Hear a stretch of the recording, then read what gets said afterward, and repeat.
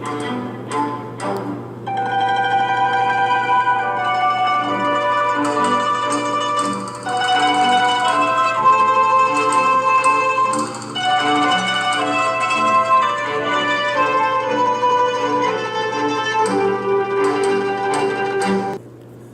is nearly recovered from his injuries, at least well enough, according to the army, to return to the front lines of the fighting. He has graciously been given 2 weeks of scheduled leave. Remaining oblivious to the natural consequences of his choices, he is planning a vacation for himself and his now pregnant girlfriend, Catherine. My name is Trisha Slapizio. I'm your host for Tea and Bedtime Stories. In this episode, we'll continue reading Ernest Hemingway's novel, A Farewell to Arms. Last time, we finished chapter 21 of book 2, and now we'll continue the story with chapter 22. After reading the chapter, I'll follow up with quick facts and my impressions. So let's begin chapter 22. It turned cold that night, and the next day it was raining. Coming home from the Hospital Maggiore, it rained very hard, and I was wet when I came in. Up in my room, the rain was coming down heavily outside on the balcony, and the wind blew it against the glass doors. I changed my clothing and drank some brandy, but the brandy did not taste good. I felt sick in the night, and in the morning after breakfast, I was nauseated. "There's no doubt about it," the house surgeon said. "Look at the whites of his eyes, miss." Miss Gage looked. They had me look in a glass. The whites of the eyes were yellow, and it was the jaundice. I was sick for 2 weeks with it. For that reason, we did not spend a convalescent leave together. We had planned to go to Balanza on Lago Maggiore. It is nice there in the fall when the leaves turn. There are walks you can take, and you can troll for trout in the lake. It would have been better than Stresa because there were fewer people at Balanza. Stresa is so easy to get to from Milan that there are always people, you know. There is a nice village at Balanza, and you can row out to the islands where the fishermen live, and there is a restaurant on the biggest island. We did not go. One day while I was in bed with jaundice, Miss Van Campen came into the room, opened the door into the armoire, and saw the empty bottles there. I had sent a load of them down by the porter and believed she must have seen them going out and coming up to find some more. They were mostly vermouth bottles, Marsala bottles, Capri bottles, empty Chianti flasks, and a few cognac bottles.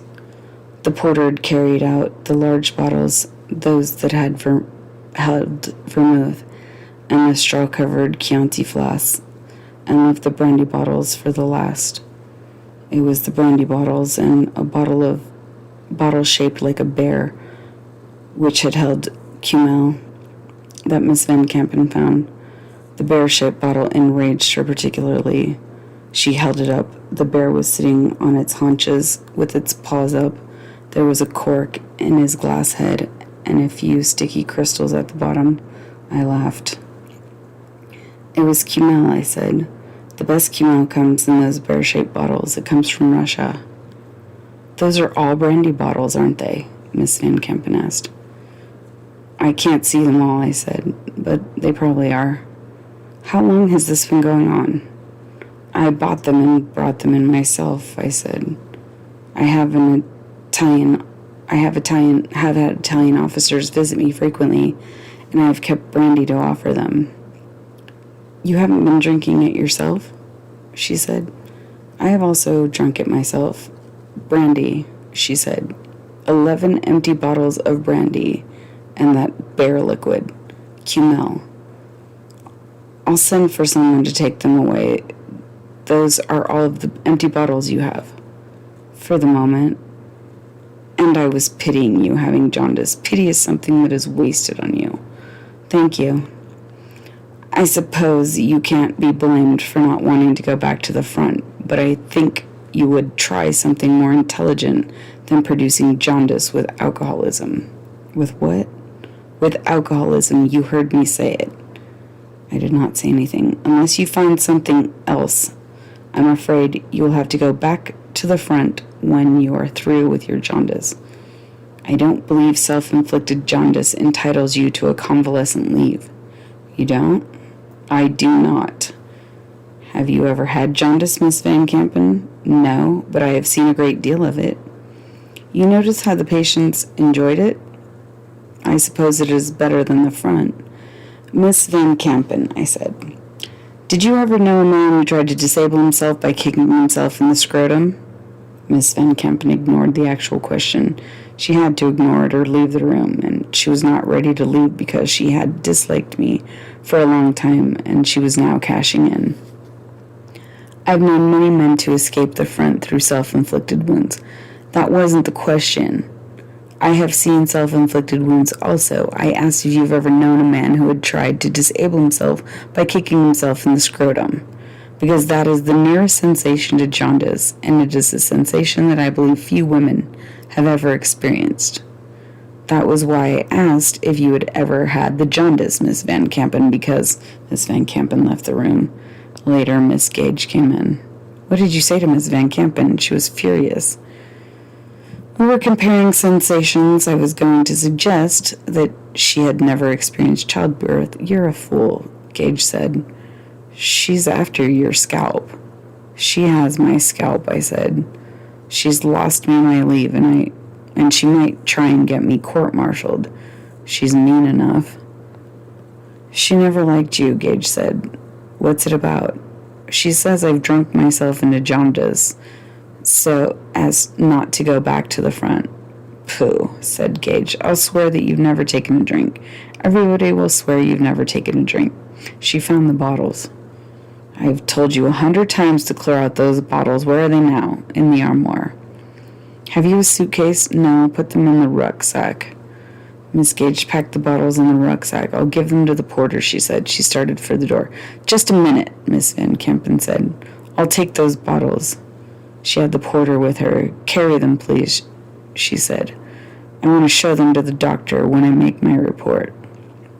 She went down the hall. The porter carried the sack. He knew what was in it. Nothing happened except that I lost my leave. That concludes chapter 22 of book 2.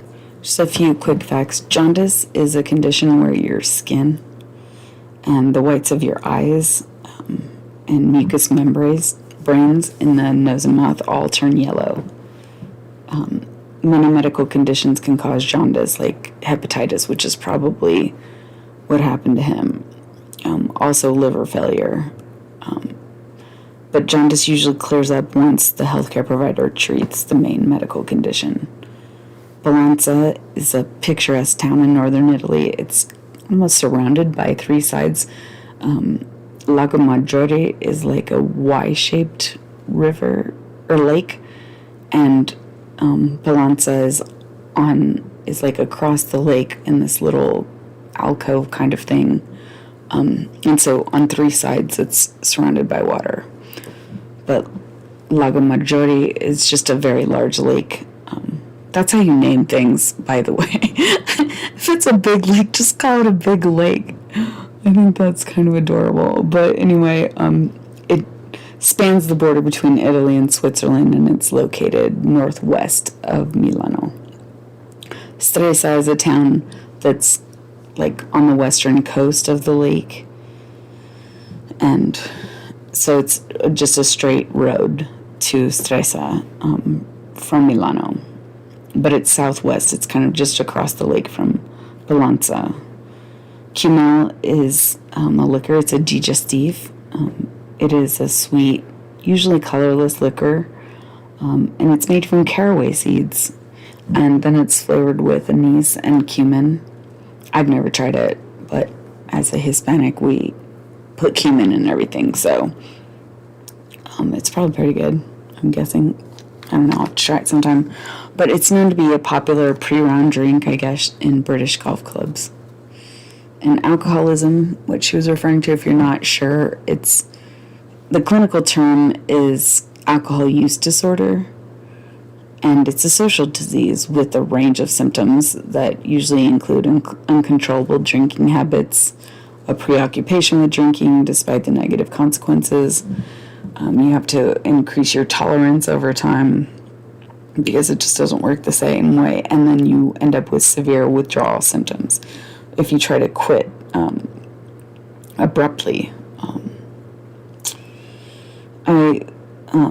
It strongly influences family interactions according to family systems theory, and it plays a major role in family communication plays a major role in the development of AUD in individual members. So my impressions of the chapter, it's a little disappointing that he got sick and that they couldn't have their vacation together, because that would have been fun to hear about. But I do think it was inevitable that his drinking would catch up to him at some point. He kind of epitomizes the term drinks like a fish, because he seems to, like, he will drink anything. It's kind of gross. But I do have sympathy for him, because alcoholism is a terrible, debilitating disease. And according to family communication research on the subject, some families actually center their lives around alcohol, and their children consequently model that behavior. It's ironic, too, because in some families, the use of alcohol actually increases positive interactions, right? Some people have a lot of inhibitions to, like, being friendly, and like that stoicism takes over in families, and the only time they let loose is when they're drinking. And some members, when they drink together, become friendlier and more outgoing, so drinking helps them better express positive feelings towards each other.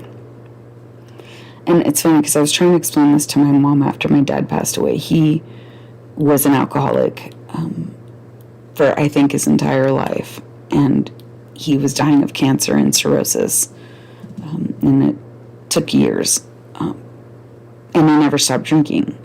But towards the end of his life, I would try to go visit him as often as I could, and usually on Sunday afternoons he would listen to, like, the local radio program, and it was very nostalgic for him, so it kind of put him in a better mood. But I noticed when I get there, he would seem really uncomfortable around me until he had a beer. And I was trying to explain to my mom how the alcohol, like, transformed him. He was just completely closed off. And then he would get a little bit lighter and then just start talking like we were old friends. It was strange to see that switch go on and off. Like, he wouldn't say more than 2 words to me for the longest time, and then he'd suddenly get tipsy and start talking. It was like a vault opening. But in line with the research findings, he was much more patterned and predictable when he was intoxicated, which usually happens.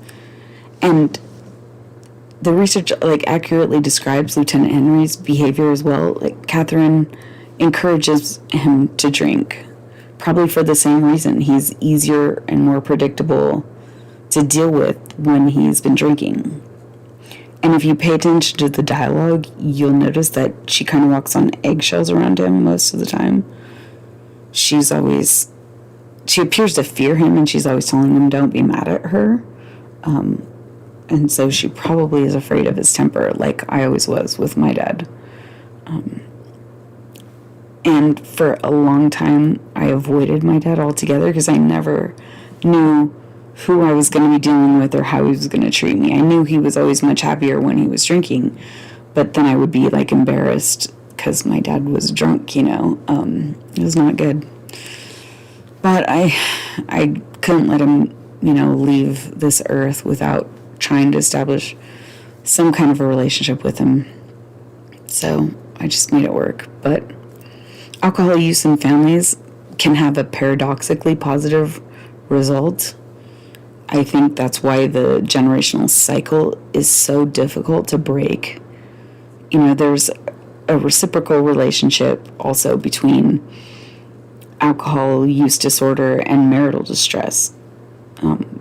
One impacts the other in step. So it's ironic, but each spouse usually has a different standpoint on alcohol's impact on the family interactions. So the AUD partner usually thinks they're more understanding, more affectionate than the non-alcoholic partner, which is kind of true. at least on the surface. Like, the person who's not drinking is trying to hold things down for everyone in the family, and that creates a lot more stress. And then they don't have alcohol as an escape, because someone has to be the grown-up. And it's also interesting in the research that steady drinkers engage in more problem-solving behaviors when they're intoxicated. It kind of like activates their conflict resolution skills. And so one partner will encourage drinking when problems arise. And we saw that in the last chapter when Catherine was trying to tell him about her pregnancy and what they were going to do about it. She like immediately encourages him to take a drink, even though he said he didn't want one. And what I find so fascinating about this subject is that Hemingway was able to perfectly describe the phenomenon 60 years before the research was even conducted and bore out identical results. So in that way, if in no other, he was a true genius, decades ahead of his time. Anyway, that's all I have for chapter 22 of book 2. Next time, we'll continue the novel with chapter 23, A Farewell to Arms by Ernest Hemingway. Please join me for more teen bedtime stories, and I look forward to talking to you again soon. Thanks for listening.